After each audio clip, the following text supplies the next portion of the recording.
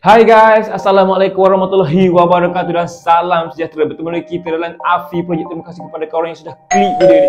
Alright guys, so dalam video kali ni kita nak tengok mengenai 5 yande lama yang masih boleh digunakan lagi sampailah ke hari ini di Malaysia. Atas beberapa sebab yang mana 5 kereta yang dilistkan dalam video ini senang untuk dapat spare part, kos untuk baiki rendah, penggunaan fuel consumption agak rendah, dan yang paling penting ramai komuniti ataupun ramai pengguna lagi sampailah ke hari ini.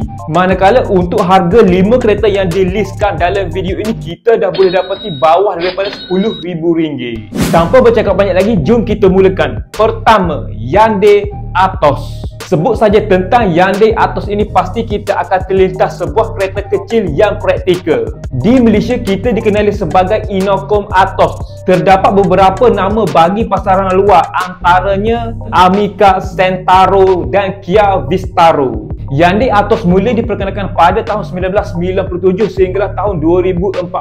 Namun ianya melalui beberapa bentuk bodi mengikut negara.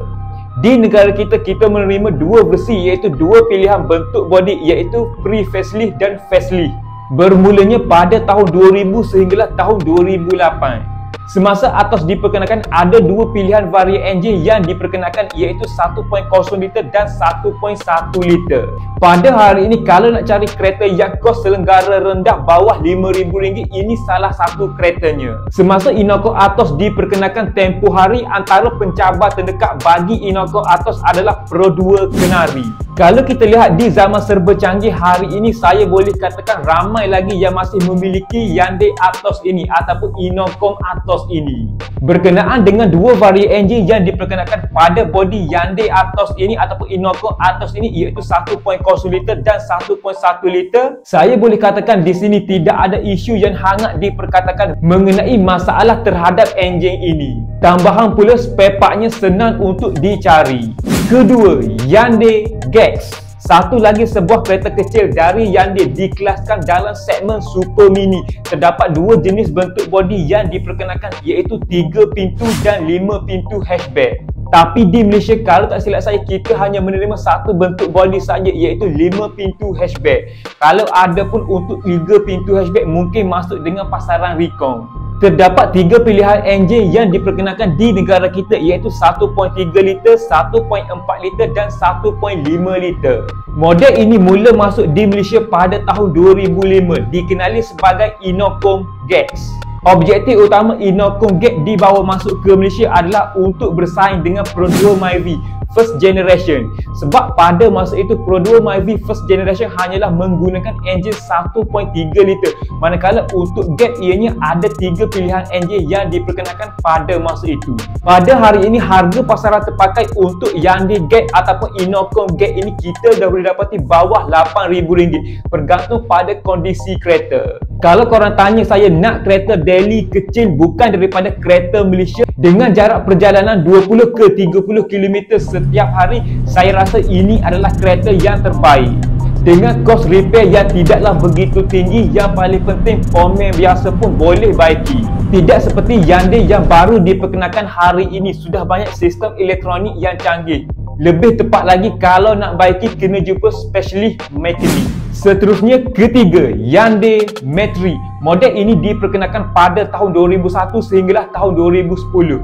Ia dikategorikan dalam mini MPV. Yang menariknya mengenai Hyundai Metri ini adalah ia didesainkan oleh company besar daripada Itali, iaitu Pininfarina, iaitu salah satu designer Ferrari dan Maserati. Kalau korang perasan pada jentera ini, side tepi kiri dan kanan ada tertulis emblem Pininfarina. Untuk Hyundai Metri ini di Malaysia kita hanya menerima dua varian enjin saja, iaitu 1.6 liter dan 1.8 liter.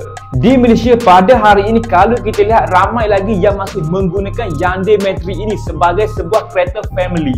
Harga terpakai untuk mini MPV ini bermulanya daripada RM9,000 sehinggalah RM5,000, bergantung pada condition kereta.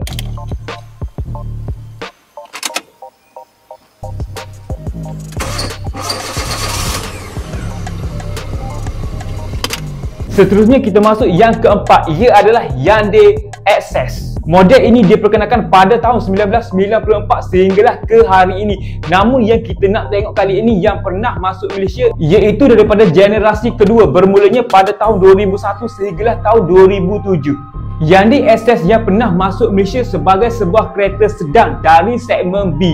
Kalau hari ini korang nak cari sebuah kereta sedan selain daripada kereta Jepun ataupun kereta Malaysia, ini salah satu keretanya. Dengan penggunaan fuel consumption ataupun penggunaan bahan api yang agak rendah, sekitar 6.8 sehinggalah 7.5 liter bagi 100 km jarak perjalanan. Harga SS pada hari ini kita dah boleh dapati bawah daripada RM10,000. Siapa dekat sini pernah pandu kereta ini ataupun pernah memiliki kereta ini, cuba korang komen dekat bawah ataupun korang share pengalaman korang mengenai kereta ini. Manalah tahu ada di kalangan kita yang tengok video ini ingin memiliki sebuah segmen B daripada Hyundai ini. Alright guys, seterusnya kita masuk yang terakhir iaitu yang kelima. Ia adalah Inokom i10. i10 merupakan model yang paling baru sekali dalam list ini. Mula diperkenalkan pada tahun 2007 sehinggalah tahun 2019. Yang kita nak tengok kali ini adalah daripada generasi pertama dan generasi kedua, iaitu varian yang paling familiar sekali. Sepanjang i10 diperkenalkan di Malaysia terdapat 3 varian enjin iaitu 1.0 liter, 1.1 liter dan 1.3 liter. Pada hari ini kalau korang nak cari sebuah kereta kecil selain daripada kereta Azia ataupun Clayser, i10 saya rasa merupakan salah satu kereta terbaik untuk dimiliki. Lebih tepat lagi, kereta yang jarang orang pakai, tidak ada kes kecurian. Kalau kita lihat di pasaran Eropah, kereta ini sangat popular sebagai sebuah kereta ekonomi. Harga pasaran terpakai untuk i10 pada hari ini kita dah boleh dapati sekitar RM13,000 sehinggalah RM6,000 bergantung pada tahun serta kondisi kereta.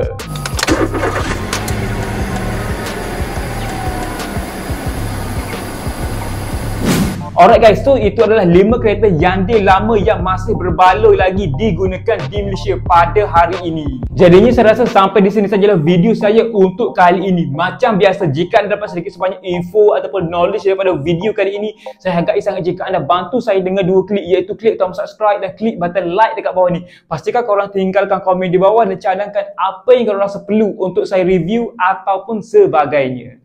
Terima kasih.